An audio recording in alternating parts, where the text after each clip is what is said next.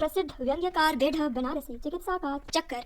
मैं बिल्कुल हट्ठा कट्ठा हूँ। देखने में मुझे कोई भला आदमी रोगी नहीं कह सकता, पर मेरी कहानी किसी भारतीय विधवा से कम नहीं है। यद्यपि मैं विधुर नहीं हूँ, मेरी आयु लगभग 35 साल की है। आज तक कभी बीमार नहीं पड़ा था। लोगों को बीमार देखता था तो मुझे बड़ी इच्छा होती थी कि किसी दिन मैं भी बीमार पड़ता तो अच्छा होता। यह तो न था कि मेरे बीमार होने पर भी दिन में 2 बार बुलेटिन निकलते, पर इतना अवश्य था कि मेरे लिए बीमार पड़ने पर हंटले फार्मर के बिस्कुट, जिन्हें साधारण अवस्था में घर वाले खाने नहीं देते, दवा की बात और है, खाने को मिलते। यूडी क्लोन की शीशियां सिर पर कोमल करों से बीवी उड़ेल कर मलती, और सबसे बड़ी इच्छा तो यह थी कि दोस्त लोग आकर मेरे सामने बैठते और गंभीर मुद्रा धारण करके पूछते, कहिए किसकी दवा हो रही है, कुछ फायदा है। जब कोई इस प्रकार से रोनी सूरत बनाकर ऐसे प्रश्न करता है तब मुझे बड़ा मजा आता है, और उस समय मैं आनंद की सीमा के उस पार पहुंच जाता हूं। जब दर्शक लोग उठ कर जाना चाहते हैं पर संकोच के मारे जल्दी उठते नहीं, यदि उनके मन की तस्वीर कोई चित्रकार खींच दे तो मनोविज्ञान के खोजियों के लिए एक अनोखी वस्तु मिल जाए। हाँ, तो एक दिन हॉकी खेलकर आया, कपड़े उतारे, स्नान किया, शाम को भोजन कर लेने की मेरी आदत है, पर आज मैच में रिफ्रेशमेंट जरा ज्यादा खा गया था, इसीलिए भूख न थी। श्रीमती जी ने खाने को पूछा, मैंने कह दिया कि आज स्कूल में मिठाई खाकर आया हूँ, कुछ विशेष भूख नहीं है। उन्होंने कहा, विशेष ना सही, साधारण सही, मुझे आज सिनेमा जाना है, तुम अभी खा लेते तो अच्छा था। संभव है मेरे आने में देर हो। मैंने फिर इनकार नहीं किया। उस दिन थोड़ा ही खाया, 12 पूरियां थी और वही रोज वाली आध पाव मलाई। मलाई खा चुकने के बाद पता चला कि प्रसाद जी के यहाँ से बाग बाजार का रसगुल्ला आया है। रस तो होगा ही, कल संभव है कुछ खट्टा हो जाए। 6 रसगुल्ले निगल कर मैंने चारपाई पर धरना दिया। रसगुल्ले छायावादी कविताओं की भांति सूक्ष्म नहीं थे, स्थूल थे। सूक्ष्म मैंने छोटा, स्थूल मैंने बड़ा। एकाएक 3 बजे रात को नींद खुली। नाभि के नीचे दाहिनी ओर पेट में मालूम पड़ता था कोई बड़ी बड़ी सुइयां लेकर कूद रहा है, परंतु मुझे भय नहीं हुआ, क्योंकि ऐसे ही समय के लिए तो औषधियों का राजा, रोगों का रामबाण, अमृत धारा की एक शीशी सदा मेरे पास रहती है। मैंने तुरंत उसकी कुछ बूंदें पान की, 2 बार दवा पी, तिबारा पितवा पितवा पुनः पितवा की। सार्थकता उसी समय मुझे मालूम हुई। प्रातः काल होते होते शीशी समाप्त हो गई। दर्द में किसी प्रकार कमी न हुई। प्रातः काल एक डॉक्टर के यहाँ आदमी भेजना पड़ा। राय बहादुर डॉक्टर विनोद बिहारी मुखर्जी यहाँ के बड़े नामी डॉक्टर हैं। पहले जब प्रैक्टिस नहीं चलती थी तब अपने आप ही लोगों के यहाँ मुफ्त जाते थे। वहाँ से पता चला कि डॉक्टर साहब 9 बजे ऊपर से उतरते हैं। इसके पहले वह कहीं जा नहीं सकते। लाचार दूसरे के पास आदमी भेजना पड़ा। दूसरे डॉक्टर साहब सरकारी अस्पताल के सब असिस्टेंट थे। वे एक के पर तशरीफ लाए। सूट तो वे वैसा ही पहने हुए थे कि मालूम पड़ता था प्रिंस ऑफ वेल्स के वैलेटों में हैं। ऐसे सूट वाले का एक पर आना वैसा ही मालूम हुआ जैसा लीडरों का मोटर छोड़कर पैदल चलना। मैं अपना पूरा हाल भी न कह पाया था कि अपने आप बोले, जनाब दिखाइए। प्रेमियों को जो मजा प्रेमिकाओं की आंखें देखने में आता है, शायद वैसा ही डॉक्टरों को मरीजों की जीभ में आता है। डॉक्टर महोदय मुस्कुराए, बोले, घबराने की कोई बात नहीं है, दवा पीजिए, 2 खुराक पीते पीते आपका दर्द वैसे ही गायब हो जाएगा जैसा हिंदुस्तान से सोना गायब हो रहा है। मैं तो दर्द से बेचैन था। डॉक्टर साहब साहित्य का मजा लूट रहे थे। चलते चलते बोले, अभी अस्पताल खुला ना होगा, नहीं तो आपको दवा मांगनी ना पड़ती। खैर, चंद्रकांता फार्मेसी से दवा मंगवा लीजिएगा, वहाँ दवाइयाँ ताज़ी मिलती है। बोतल में पानी गर्म करके सेकिएगा। दवा पी गई, गर्म बोतलों से सेक भी आरंभ हुई। सेकते सेकते छाले पड़ गए, पर दर्द में कमी ना हुई। दोपहर हुई, शाम हुई, पर दर्द में कमी ना हुई। हटने का नाम तो दूर, लोग देखने के लिए आने लगे। मेरे घर पर मेला लगने लगा। ऐसे ऐसे लोग आए कि कहाँ तक लिखें। हाँ, एक विशेषता थी, जो एक ना एक नुस्खा अपने साथ लेता आता था। किसी ने कहा, अजी कुछ नहीं, हिंग पिला दो। किसी ने कहा, चूना खिला दो। खाने के लिए सिवा जूते की और कोई चीज बाकी नहीं रह गई थी जिसे लोगों ने ना बताई हो। यदि भारतीय सरकार को मालूम हो जाए कि देश में इतने सारे डॉक्टर हैं, तो निश्चय है कि सारे मेडिकल कॉलेज तोड़ दिए जाएं। इतने खर्च की आखिर आवश्यकता ही क्या है।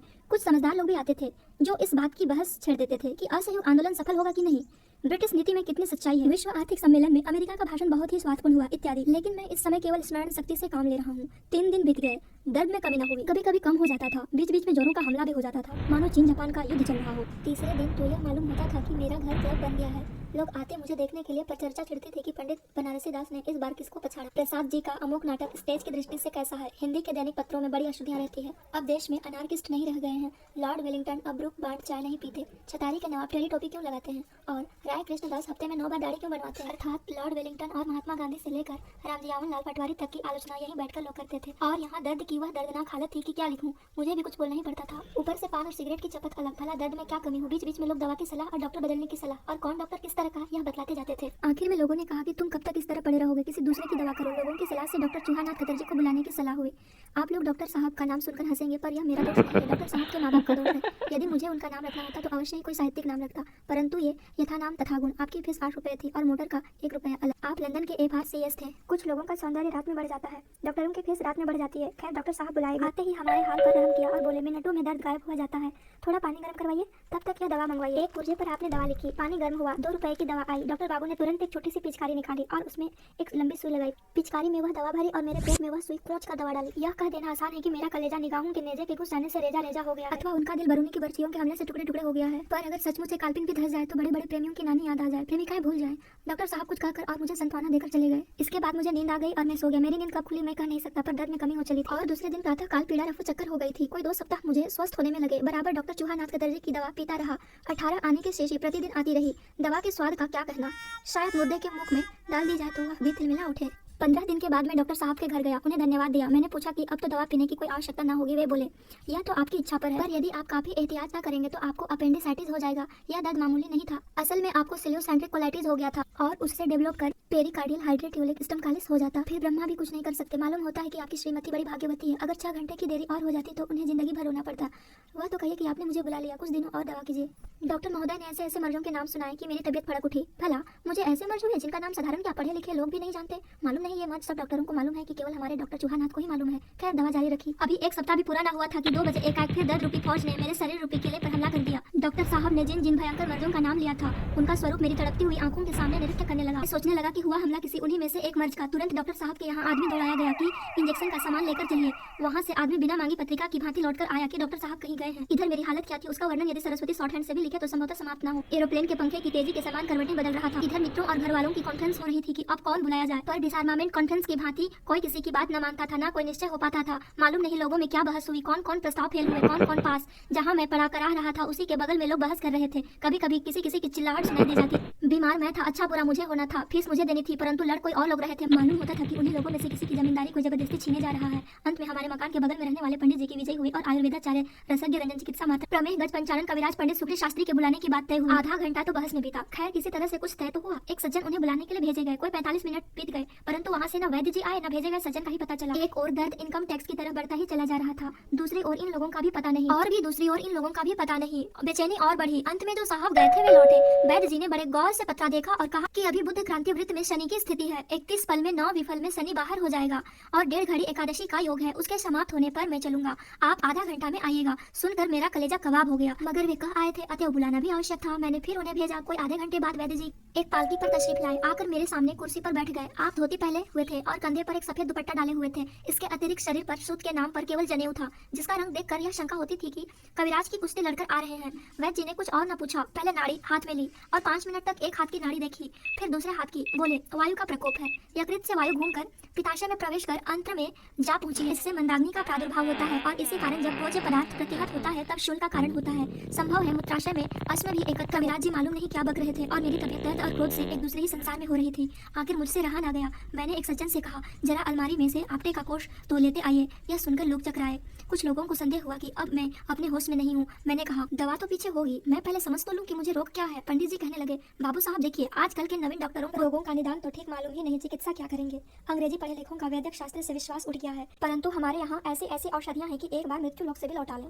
मुहूर्त मिल जाना चाहिए और एक अच्छा वैद्य मिल जाना चाहिए। इसके पश्चात वैद्य जी चरक, सुश्रुत, रस निघंटु, भेषज दीपिका, चिकित्सा मार्तंड के श्लोक सुनाने लगे और अंत में कहा, देखिए मैं दवा देता हूँ और अभी आपको लाभ होगा, परंतु इसके पश्चात आपको परपटी का सेवन करना होगा, क्योंकि आपका शुक्र मंद पड़ गया है। गौमूत्र में आप परपटी का सेवन कीजिए, फिर देखिए पारद के समान उड़ जाएगा और गंधक के समान भस्म हो जाएगा। लिखा है, गौमूत्रेण समायुक्ता रस परपटिकाशिता मासमात्र प्रयोगेण शूलम सर्वे विनाशयेत्। मैंने कहा, शुक्र अस्त नहीं हो गया, यही क्या कम है। पंडित जी गौमूत्र पिलाइए और गोबर भी खिलाइए। शायद आप लोगों के शास्त्र में और कोई भोजन रह ही नहीं गया है, इसी कारण से आप लोगों के दिमाग की बनावट भी विचित्र है। खैर पंडित जी ने दवा दी, कहा कि अदरक के रस में इस औषधि का सेवन करना होगा। खैर साहब फीस दी गई, किसी प्रकार वैद्य से पेट छूटा। 2 दिन दवा की गई, कभी कभी तो कम अवश्य हो जाता था, पर पूरा दर्द ना गया। सीआईडी के समान पीछा छोड़ता ही न था। वैद्य जी के यहाँ जब आदमी जाता था तब कभी रविवार के कारण, तो कभी प्रदोष के कारण, तो कभी त्रिदोष के कारण ठीक समय से दवा ही नहीं देते थे।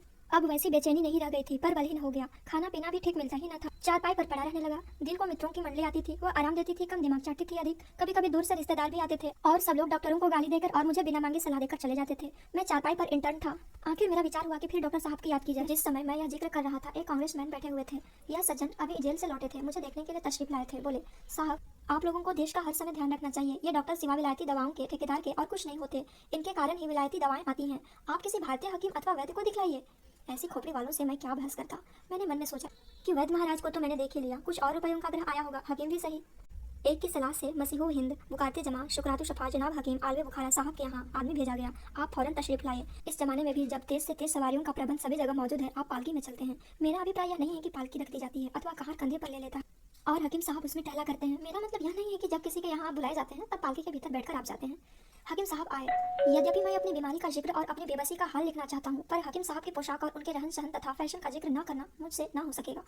सर्दी बहुत तेज नहीं थी। बनारस में यूं भी तेज सर्दी नहीं पड़ती, फिर भी ऊनी कपड़ा पहनने का समय आ गया था। परंतु हकीम साहब चिकन का बंददार अंगा पहने हुए थे। सिर पर बनारसी लोटे की तरह टोपी रखी हुई थी। पाँव में पजामा ऐसा मालूम होता था कि चूड़ीदार पजामा बनने वाला था, परंतु दर्जी ईमानदार था, उसने कपड़ा चुराया नहीं, सब का सब लगा दिया। अथवा यह भी हो सकता है कि ढीली मोहरे के लिए कपड़ा दिया गया हो और दर्जी ने कुछ कतर ब्यूट की हो और चुस्ती दिखाई हो। जूता कामदार दिल्ली वाला था, मोजा नहीं था। रुमाल इतना बड़ा था कि अगर उसमें कसीदा कढ़ा ना होता तो मैं समझता कि यह रुमाल मुंह अथवा हाथ पोंछने के लिए नहीं, तरकारी बांधने के लिए है। हकीम साहब की दाढ़ी के बाल ठुड्डी के नोक ही पर इकट्ठे हो गए थे। मालूम होता था कि हजामत बनाने का बुरुश है। हकीम साहब दुबले पतले इतने थे कि मालूम पड़ता था अपनी तंदुरुस्ती अपने अपने मरीजों में बांटती है। हकीम साहब में नजाकत भी बला की थी। रहते थे बनारस में मगर कान काटते थे लखनऊ में। आते ही मैंने सलाम किया, जिसका उत्तर उन्होंने मुस्कुराते हुए बड़े अंदाज से दिया और बोले, मिजाज कैसा है? मैंने कहा, मर रहा हूँ, बस आपका ही इंतजार था, अब यह जिंदगी आपके हाथों में है। हकीम साहब ने कहा, यार रब, आप तो ऐसी बातें करते हैं गोया जिंदगी से बेजार हो गए हैं। भला ऐसी गुफ्तगू भी कोई करता है? मरे आपके दुश्मन, नब्ज तो दिखाइए। खुदा बंद करीम ने चाहा तो आनंद फानन में दर्द रफू चक्कर हो जाएगा। मैंने कहा, आपकी दुआ है, आपका नाम बनारस में ही नहीं पूरे हिंदुस्तान में तुकमान की तरह मशहूर है, इसलिए आपको तकलीफ दी है। 10 मिनट तक हकीम साहब ने नब्ज देखी, फिर बोले, मैं यह नुस्खा लिखे देता हूँ, इसे इस वक्त आप पीजिए, इंशाल्लाह जरूर शफा होगी। मैंने बगौर देख लिया, लेकिन आपका मैदा साफ नहीं है और सारे फसाद की बुनियाद यही है। मैंने कहा, तो बुनियाद उखाड़ डालिए, किस दिन के लिए छोड़ रहे हैं? हकीम आलू बुखारा बोले, तो आप मुसहिल ले लीजिए, 5 रोज तक मुझे पीना होगा, इसके बाद मुसहिल, इसके बाद मैं एक माजून लिख दूंगा, उसमें ओफ दिल, ओफ दिमाग, ओफ मैदा, ओफ चश्मा, हर एक की रियायत रहेगी। मुझसे न रहा गया। मैं बोला, कई ओफ आप छोड़ गए, इसे कौन अच्छा करेगा? हकीम साहब ने कहा, जब तक मैं हूँ आप कोई फिक्र ना कीजिए। एक सज्जन ने उनके हाथों में फीस रखी। हकीम साहब चलने को तैयार हुए, उठे। उठते उठते बोले, जरा एक बात का ख्याल रखिएगा कि आजकल दवाइयाँ लोग बहुत पुरानी रखते हैं, मेरे यहाँ ताज़ा दवाइयाँ रहती है। मैंने उनकी दवा उस दिन पी, वह कटोरा भर दवा जिसकी महक राम घाट के सीवर से कंपटीशन के लिए तैयार थी, किसी प्रकार गले के नीचे उतार गया। जैसे अहलकार लोग अंग्रेजों की डांट निगल जाते हैं। दूसरे दिन मुजीज आरंभ हुआ। उसका पीना और भी एक आफत थी। मालूम पड़ता था भरतपुर के किले पर मोर्चा लेना है। तो आप लोगों को हंसी आ रही है कि नहीं? मुझे तो बहुत आगे पड़ते हुए। चलिए आगे सुनिए। मेरी इच्छा हुई कि उठकर गिलास फेंक दूं, पर घर वाले जेल के पहरुओं की भांति सिर पर सवार रहते थे। चौथे दिन मुसील की बारी आई। एक बड़े से मिट्टी के बदले में मुझे दवा पीने को दी गई। शायद 2 सेर के लगभग रही होगी। एक घूंट गले के नीचे उतारा होगा कि जानबूझकर मैंने करवा गिरा दिया। बगना गिरते ही असफल प्रेमी के हृदय की भांति चूर चूर हो गया और दवा होली के रंग के समान सबके धोतियों पर जा पड़ी। उस दिन के बाद से हकीम साहब की दवा मुझे पिलाने का फिर किसी को साहस ना हुआ। खेद इतना ही रह गया कि उसी के साथ हकीम साहब वाला माजन भी जाता रहा। दर्द फिर कम हो चला, परंतु दुर्बलता बढ़ती जाती थी। कभी कभी दर्द का दौरा अधिक वेग से हो जाता था। अब लोगों को विशेष चिंता मेरे संबंध में नहीं रहती थी। कहने का मतलब यह है कि लोग देखने सुनने कम आते थे, वही घनिष्ठ मित्र आते थे। घर वालों को और मुझे भी दर्द के संबंध में विशेष चिंता होने लगी। कोई कहता कि लखनऊ जाओ, कोई एक्सरे का नाम लेता था, किसी ने राय दी कि जल चिकित्सा कीजिए। एक सज्जन ने कहा, यह सब कुछ नहीं, आप होम्योपैथी इलाज शुरू कीजिए, देखिए कितनी शीघ्रता से लाभ होता है। बोले, साहब इन नन्ही नन्ही गोलियों में मालूम नहीं कहाँ का जादू है। साहब जादू का काम करती है, जादू का। हाँ। एक नेचर क्योर वाले ने कहा कि आप गिल्ली मिट्टी पेट पर लेप कर धूप में बैठिए, 1 हफ्ते में दर्द हवा हो जाएगा। हमारे ससुर साहब एक डॉक्टर को लेकर आए। उन्होंने कहा, देखिए साहब, आप पढ़े लिखे आदमी हैं, समझदार हैं। मैं बीच में बोल उठा, समझदार ना होता तो भला आपको कैसे यहाँ बुला? डॉक्टर महोदय ने कहा, दवा तो नेचर की सहायता करने के लिए होती है, आप कुछ दिनों तक अपना डाइट बदल दीजिए। मैंने इसी डाइट पर कितने ही रोगियों को अच्छा किया है, मगर हम लोगों की सुनता कौन है? असल में आप में विटामिन F की कमी है। आप नींबू, नारंगी, टमाटो, प्याज, धनिया के रस में सलाद भिगोकर खाया कीजिए। हरी भरी पत्तियां खाया कीजिए। मैंने पूछा, पत्तियां खाने के लिए पेड़ पर चढ़ना होगा? अगर इसके बजाय घास बतला दे तो अच्छा हो, जमीन पर ही मिल जाएगी। इसी प्रकार जो आता इतनी हमदर्दी दिखलाता था कि एक डॉक्टर, हकीम या वैद्य जरूर अपने साथ लेता आता था। खाने के लिए साबूदाना ही मेरे लिए अब नियामत थी। ठंडा पानी मिल जाता था, यह परमात्मा की दया थी। 3 बजे पंडित जी महाराज आकर एक पोथी में से बड़ पाठ किया करते थे और मेरा मगज खाते थे। शाम को एक पंडित और आकर मेरे हाथ में धूल रख जाते कि महामृत्युंजय का प्रसाद है। इसी बीच मेरी नानी की मौसी मुझे देखने आई। उन्होंने बड़े प्रेम से देखा, देखकर बोली, मैं तो पहले से ही सोच रही थी कि यह कोई ऊपरी खेल है। मैंने पूछा, यह ऊपरी खेल क्या है नानी जी? बोली, बेटा सब कुछ किताब में ही थोड़ी लिखा रहता है, यह सब किसी चुड़ैल का प्रसाद है। मेरी स्त्री और माता की ओर दिखाकर कहने लगी, देखो ना इसकी बरौनी कैसी खड़ी है, कोई चुड़ैल लगी है, किसी को दिखा देना चाहिए। मैंने कहा, डॉक्टर तो मेरी जान के पीछे लग गए हैं, क्या चुड़ैल उनके भी बढ़कर होगी? जब सब लोग चले गए तब मेरी स्त्री ने कहा, तुम लोगों की बात क्यों नहीं मान लिया करते? कुछ हो या ना हो इसमें तुम्हारा हर्ज ही क्या है? कुछ खाने की दवा तो देंगे नहीं, परमात्मा की आज्ञा तो टाली जा सकती है, परंतु अपनी या मैं तो कहूंगी कि किसी भले आदमी की स्त्री की आज्ञा कोई भला आदमी नहीं टाल सकता। मैंने कहा, तुम लोगों को जो कुछ करना है करो, मगर मेरे पास किसी को मत बुलाना। यदि कोई ओझा या भूत का पचड़ा लेकर मेरे पास कोई आया तो वहीं सन 2 में मुजफ्फरपुर सम्मेलन में जो चप्पल पहनकर गया था ना, उसी समय उठकर मरम्मत करने लगूंगा। श्रीमती जी बोली, अजी यह कोई ओझा थोड़ी ही है, MA पास है, कुछ समझा होगा तभी तो यह काम करते हैं। कितनी स्त्रियां रोज उनके पास जाती जाती हैं, कितने पुरुष जाते हैं। बड़े वैज्ञानिक ढंग से उन्होंने इसका अन्वेषण किया है। मेरे दर्द में किसी विशेष प्रकार की कमी न हुई। ओझा से तो किसी प्रकार की आशा क्या करता, पर बीच बीच में दवा भी हो जाती थी। अंत में मेरे साले साहब ने बड़ा जोर दिया कि यह सब झेलना इसलिए है कि तुम ठीक ठाक दवा नहीं करते, होम्योपैथी चिकित्सा शुरू करो, सारी शिकायत गंजों के बाल की तरह गायब हो जाएगी। मैंने भी कहा, मुर्दे पर जैसे 20 मन वैसे 50। ऐसा ना हो कि कहीं कोई कह दे अमुक सिस्टम का इलाज छूट गया है। अब राय होने लगी कि किस होम्योपैथ को बुलाया जाए। हमारे मकान से कुछ दूरी पर होम्योपैथ डाकिया था। दिन भर चिट्ठी बांटता था, सवेरे और शाम 2 पैसे पुड़िया दवा बांटता था। सैकड़ों मरीज उसके यहाँ आते थे। बड़ी प्रैक्टिस थी। एक और होम्योपैथ से 4-6 आने पैदा कर लेते थे। एक मास्टर भी थे जो कहा करते थे कि सच पूछो तो जैसी होम्योपैथी मैंने स्टडी की है किसी ने ना की है। कुछ बहस के बाद एक डॉक्टर का बुलाना निश्चित हुआ। डॉक्टर महोदय आए।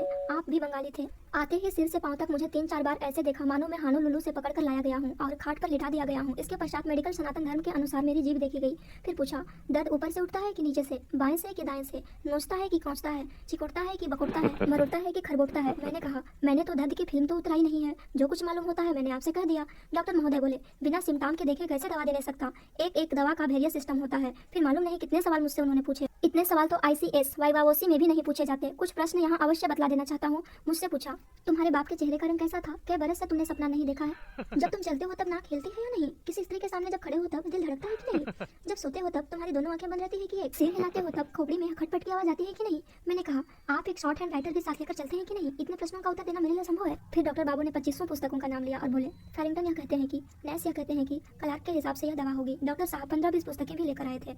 आधे घंटे तक उन्हें देखते रहे, तब दवा दी। आपकी दवा से कुछ लाभ अवश्य हुआ पर पूरा फायदा ना हुआ। मैंने अब पक्का इरादा कर लिया कि लखनऊ जाऊं। जो बात काशी में नहीं हो सकती लखनऊ में हो सकती है, क्योंकि वहाँ सभी साधन है। सब तैयारी हो चुकी थी कि इतने में एक और डॉक्टर को एक मेहरबान युवा आए। उन्होंने देखा, कहा, जरा मुंह तो देखूं। मैंने कहा, मुंह जीभ चाहे जो देखिए। देखकर बड़े जोर से हंसे। मैं घबराया। ऐसी हंसी केवल कवि सम्मेलन में बेढंगी कविता पढ़ने के समय सुनाई देती है।